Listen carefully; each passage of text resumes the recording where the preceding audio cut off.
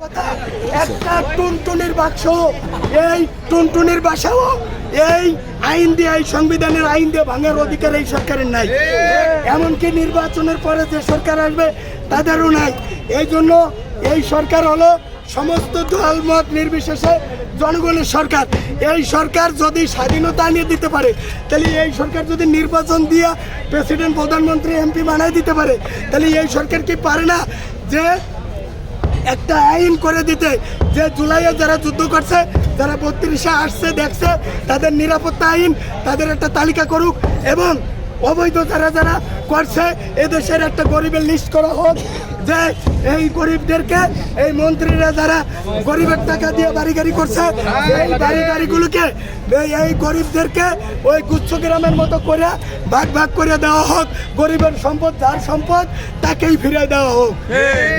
এই আইন করুক, কিন্তু আইন না করে ওই আমি নাংকেও হাতে রাখি, পরকিয়া করি, আবার ভাতের কেউ হাতে রাখি, স্বামীর ভাত খাইতে হয়।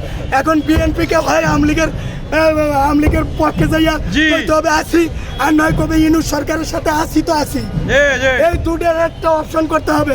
এই জনগণ বুঝে, তারা যদি ইনিয়া বিনিয়ে কয় কারা ভাঙছে জানি না, আরে কারা ভাঙছে এটা তো খালেদা জিয়ারা যারা মুক্ত করছে তারা ভাঙছে, আপনি করবেন কি? আপনি জানিও জানবেন না। কাজেই এই 32 নেওয়ার কথা বলতে চাই না, আমি কথা বলতে চাই যে দেশের আইন করা হোক। আইন করে যারা যারা এই গরিবের সম্পদ লুণ্ঠন করছে, আর এই যারা যারা এই গণহত্যার সাথে জড়িত সকলকে এই ডিজিটাল ফাঁসি দেওয়া হোক। ডিজিটাল ফাঁসি বলতে কি বোঝায় আমি ব্যাখ্যা দিচ্ছি। ডিজিটাল ফাঁসি হলো সারা জীবন ফাঁসি হয়, কাদের মোল্লার ফাঁসি হয় কেউ দেখে নাই, দেখছেন?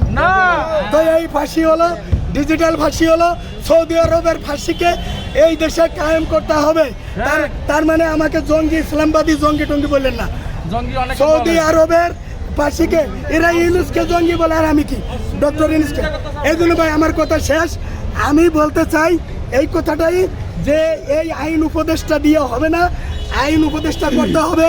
তারেক রহমানকে সাজা থেকে মুক্তি দিছিল বিচারপতি আব্দুর মুতাহার হোসেন। এই মুতাহার স্যারকে আইন উপদেষ্টা করলে, এবং স্বরাষ্ট্র উপদেষ্টা কর্নেল অলি আহমেদ সহ, অথবা কোনো মামুনুল হককে স্বরাষ্ট্রমন্ত্রী উপদেষ্টা করলেও হয়। এরকম কাউকে করে এই উপদেষ্টা পরিষদ ভেঙে একটা নতুন উপদেষ্টা করা হোক।